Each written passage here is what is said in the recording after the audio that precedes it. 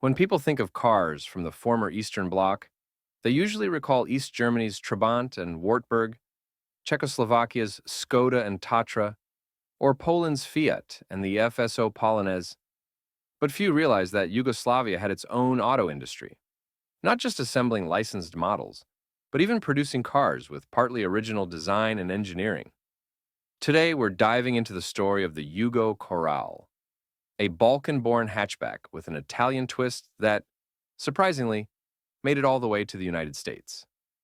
Before we start, I use AI voiceover because I'm still learning English, but everything else, the ideas, the script, editing, that's all me. So, make sure to like and subscribe, and let's get into it. In the mid-1960s, several socialist countries began licensing Italian Fiat models and producing them domestically. The Soviet Union, Poland, and Yugoslavia all took part in this trend. But Yugoslavia, specifically the Serbian factory Red Zastava, was ahead of the curve. They began their joint venture with Fiat back in 1955 in the city of Kragujevac, nearly a decade earlier than most other Eastern Bloc countries. By 1971, Yugoslavia had started manufacturing the Zastava Scala, based on the Fiat 128. Around the same time, they began looking to replace the aging Zastava 750, affectionately nicknamed Ficha, a derivative of the Fiat 600. For the new model, engineers and designers chose the compact Fiat 127 as a base. But unlike in Poland or the USSR, the Yugoslav team took a more ambitious route. Their version featured not just cosmetic changes, but a redesigned body, resulting in a truly distinct car. The first prototype, known internally as the Zastava 102, was hand-built on October 2, 1978. A few more units followed, and, in classic socialist fashion, one was gifted to Yugoslav President Josip Broz Tito. In 1979, Zastava produced a small experimental batch with different engines, but eventually settled on a 903 cubic centimeter engine from the Fiat 127, producing 45 horsepower. Later that year, a nationwide contest was held to name the car, and the winner was Yugo. Production officially began on November 28, 1980, shortly after Tito's death. While the Zastava 102 name never stuck, the model became widely known as the Zastava Yugo 45, with the number referring to its horsepower. It could reach a top speed of 135 kilometers per hour. Only a few dozen were built in 1980, but in 1981, production hit 9,715 units, and by 1982, 14,414. Almost immediately, Zastava set up distribution offices in the UK, Netherlands, Italy, and Germany. Competing in the European market wasn't easy. There were plenty of small, affordable cars, but the Yugo had one unbeatable advantage: the price. Just $3,990. That was the cost of a brand new Yugo. For that price, you couldn't buy an Opel Corsa or a Ford Fiesta. Even the Lada Samara was priced much higher, between $4,590. In 1985, the Yugo appeared across the ocean. You heard that right.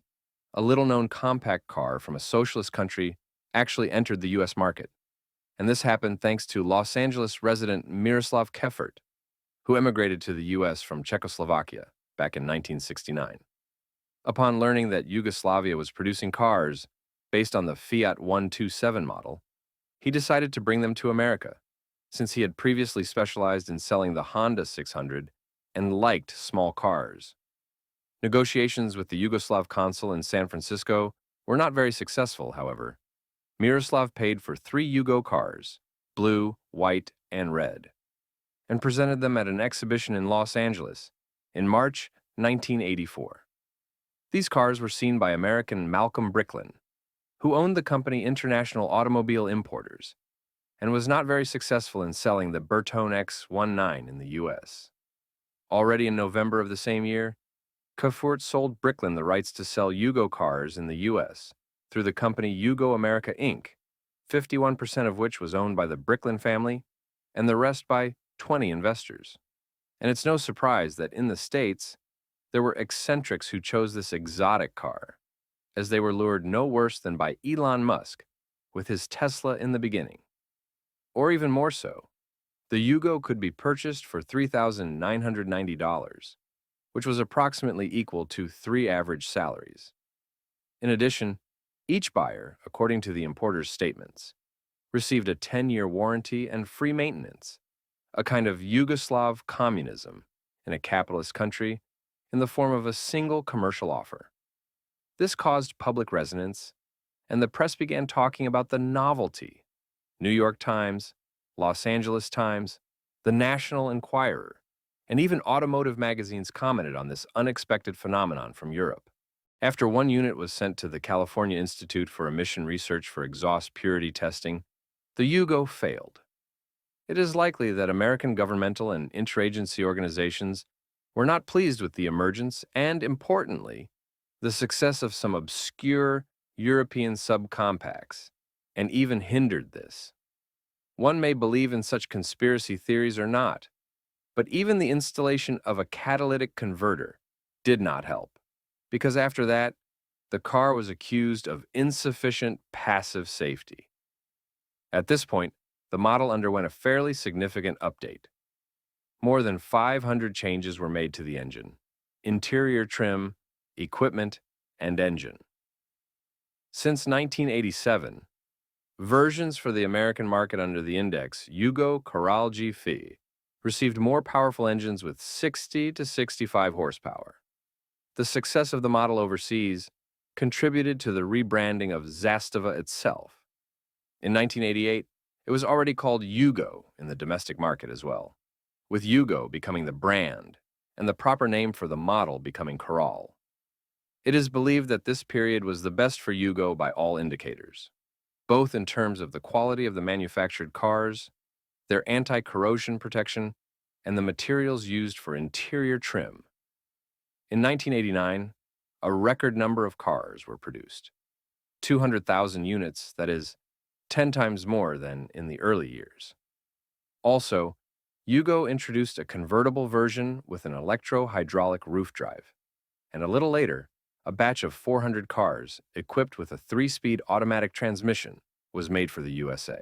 And then, the history of the small but proud Yugoslav car was interrupted by the breakup of its country and the ensuing civil war. This immediately impacted the vehicle, as most of the plastic components were supplied by Croatia, while electrical equipment parts came from Slovenia. The former partners found themselves in neighboring but not friendly countries. So after 1991, cars were assembled from the available components, with interior color combinations being the most unexpected, and instrument clusters used from leftover stock intended for the USA. Then, the situation became catastrophic. Sanctions were imposed against Yugoslavia. Exports ceased in 1993. Yugo America sold off the remaining cars and went bankrupt, and production volumes steadily declined. At the same time, the model was once again renamed Tempo. But in 1999, the plant was destroyed after NATO's democratic bombings. Nevertheless, the story of Yugo did not end there. By 2002, the company had not only been restored, but also developed a new modification, the Zastava Coral Worm N, which was equipped with then-trendy options, such as power mirrors and windows, central locking, an audio system, alloy wheels, and even an automatic transmission and air conditioning. Under the hood was a 60-horsepower Peugeot engine. Around this time, the indefatigable Bricklin reappeared with his company Newcarco Inc. from Jersey, aiming to once again sell Serbian cars in the USA. He promised massive investments in the factory and sales of up to 60,000 vehicles per year. However, by mid-2003, Bricklin abruptly changed his mind and decided to focus on cars from the Chinese brand Chery. But this business idea also failed. Nevertheless, the model continued to receive updates and additions until the end of its production, which lasted until 2008, when on November 11th, the last batch of Corals was produced. Officially, the factory, owned by the Fiat Group, ceased production of this veteran car on November 20th, continuing to produce various Fiat models at the plant. In nearly 30 years, almost 800,000 Yugo units were produced, with over 141,000 cars sold in the USA from 1985 to 1992.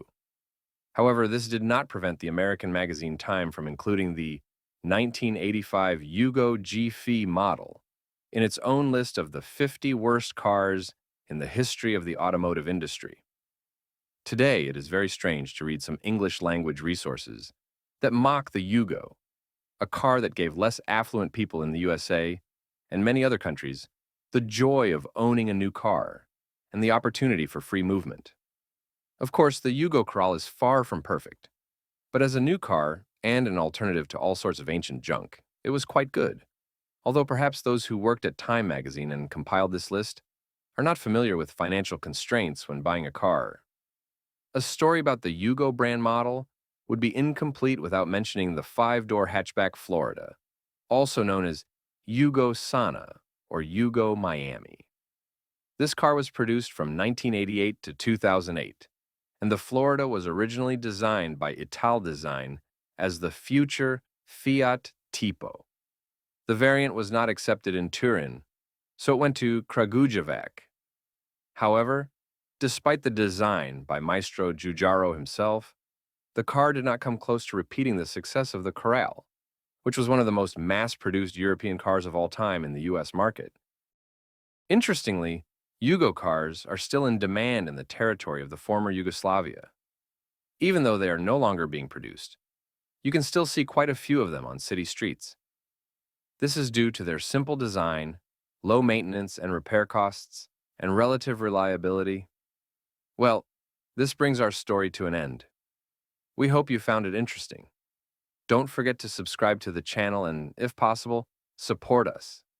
See you next time.